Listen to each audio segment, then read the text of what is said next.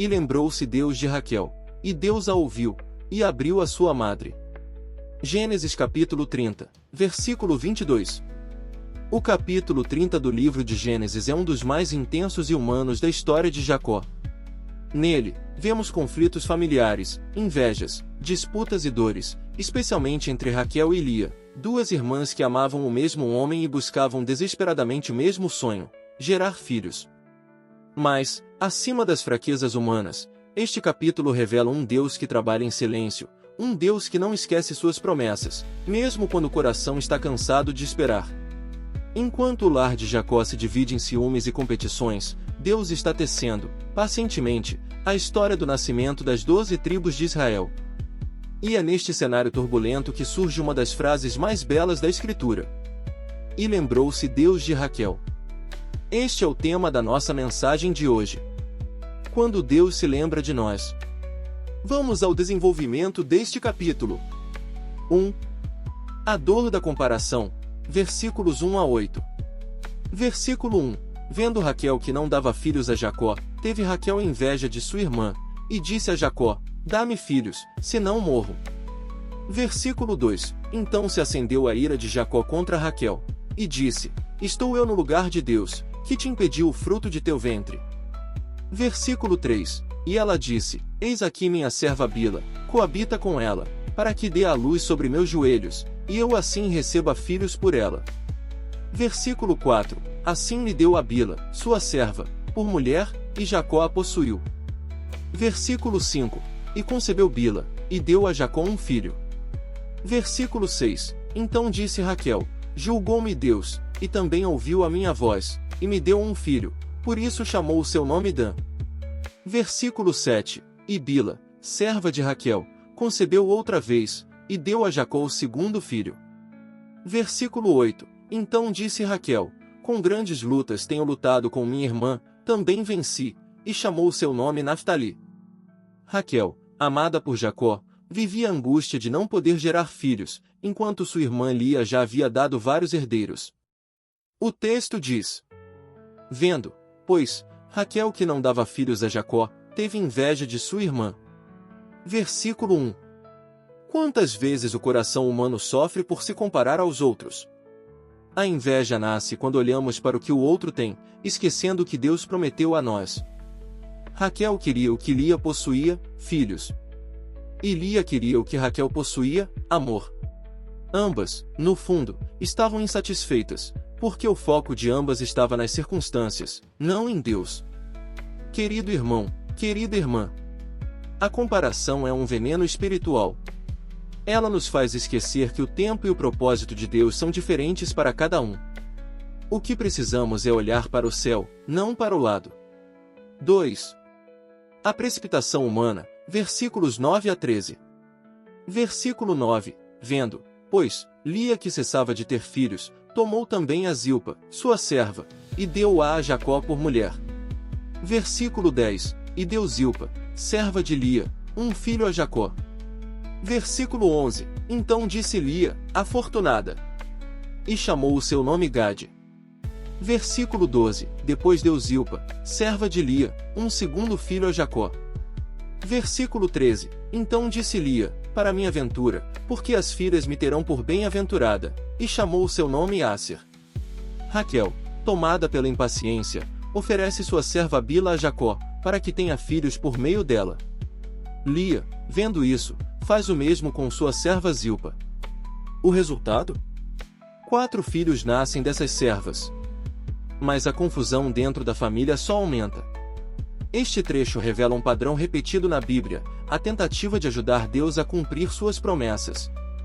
Sara fez o mesmo com Agar, e o resultado foi conflito. Agora, Raquel repete o erro, e o lar de Jacó se torna palco de disputa espiritual. Toda vez que tentamos acelerar o tempo de Deus, colhemos fadiga e confusão. A precipitação é inimiga da fé.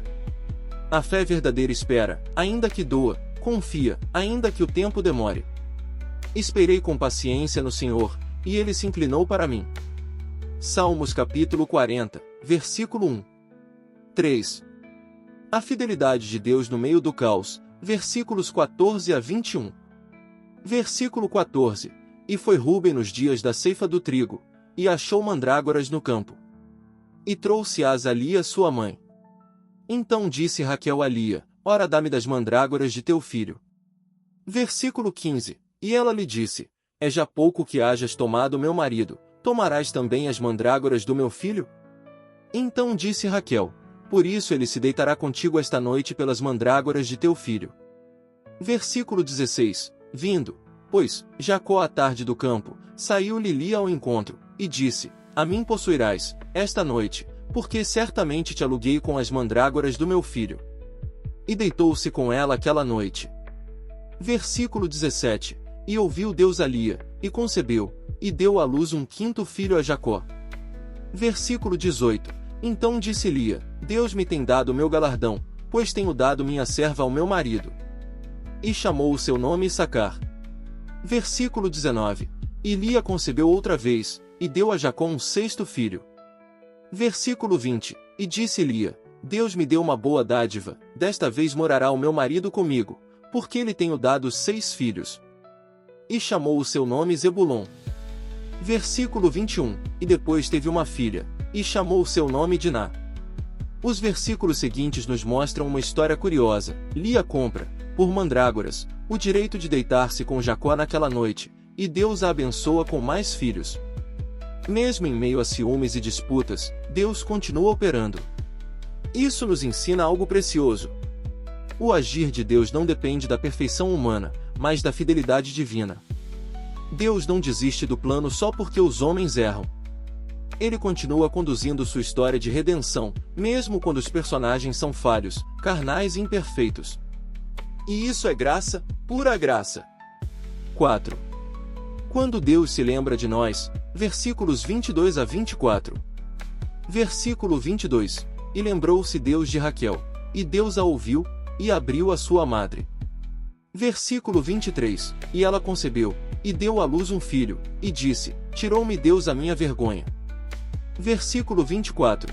E chamou o seu nome José, dizendo: O Senhor me acrescente outro filho. Depois de tanta dor, lágrimas e espera, finalmente o texto declara: E lembrou-se Deus de Raquel, e Deus a ouviu, e abriu a sua madre.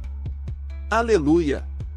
Depois de anos de esterilidade, Raquel dá à luz José, aquele que se tornaria o salvador do Egito e instrumento de preservação da linhagem de Israel.